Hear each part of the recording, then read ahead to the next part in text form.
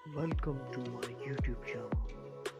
अगर आपने अभी तक हमारे चैनल को सब्सक्राइब नहीं करा है तो हमारे चैनल को सब्सक्राइब कर दें और साथ में बेल आइकन को भी प्रेस कर दें ताकि आपको आने वाली तमाम कार्टून्स की नोटिफिकेशंस मिल सके। एक जंगल में एक बूढ़ी औरत रहती थी। उस बूढ़ी औरत की एक ही समस्या थी। वह बुढ़िया जब भी कोई काम करने जाती तो उससे कोई न कोई गड़बड़ हो जाती। दिन भर अगर उससे कोई भी गड़बड़ होती तो वो उस गड़बड़ की अपने आप को सजा देती। वो बुढ़िया सारा दिन कुछ भी खाती पीती नहीं। उस बुढ़िया से रोजाना कुछ न कुछ गड़बड़ हो ही जाती, इसलिए वह बुढ़िया काफी दिनों से भूखी थी। अरे कितने दिनों से भूखी हूँ मैं। हर रोज मुझसे कुछ ना कुछ गड़बड़ ही हो जाती है, लेकिन आज मुझसे कोई गड़बड़ नहीं हुई है। आज मैं खाना खा सकती हूँ। जाकर कुछ मछलियाँ पकड़ कर ले आती हूँ और उन्हें खा लेती हूँ। फिर वो बुढ़िया मछलियाँ पकड़ने के लिए जा रही होती है।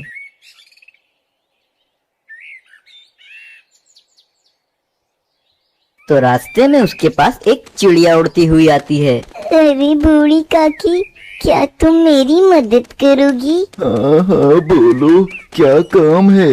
वो जो जमीन पर पानी का कटोरा पड़ा है उसे उठाकर मुझे पानी पिला दीजिए। अरे चिड़िया, अभी तुम्हें पानी पिलाती हूँ।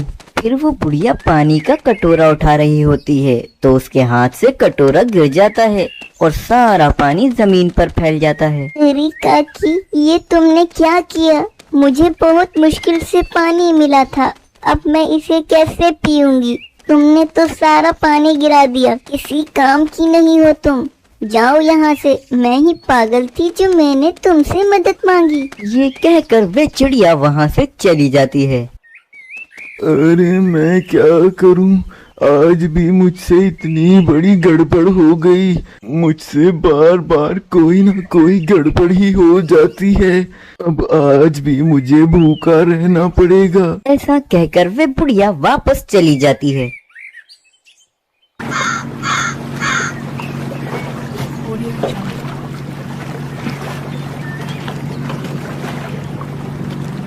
फिर अगले दिन वो बुढ़िया दोबारा से जंगल में मछलियाँ पकड़ने के लिए जाती है।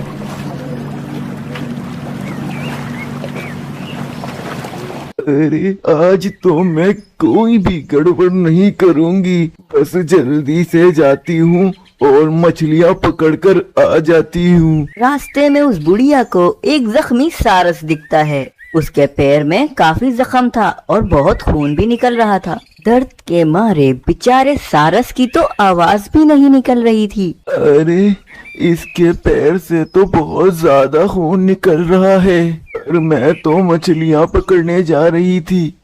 मैं मछलियाँ पकड़ने बाद में जाऊंगी।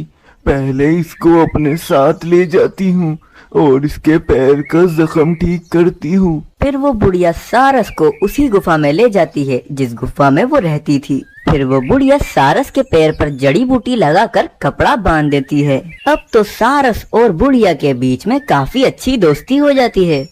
फिर वो बुढ़िया दोबारा जंगल में सारस के साथ मछलियाँ पकड़ने जा रही होती है तो उस बुढ़िया की नजर सारस के बड़े हुए नाखूनों पर पड़ती है। अरे इसके नाखून तो बहुत ज्यादा ही बड़े हुए हैं। इस बेचारे को तो खाने में भी बहुत मसला होता होगा। ये बेचारा पता नहीं कैसे खाना खाता होगा। मैं एक काम करती हूँ, इसके नाखून काट देती हूँ। फिर वे बुढ़िया नाखून समेत उसके पैर भी काट देती है। बेचारा सारस दर्द के मारे वहीं बैठ जाता है। अरे ये यहाँ क्यों बैठ गया?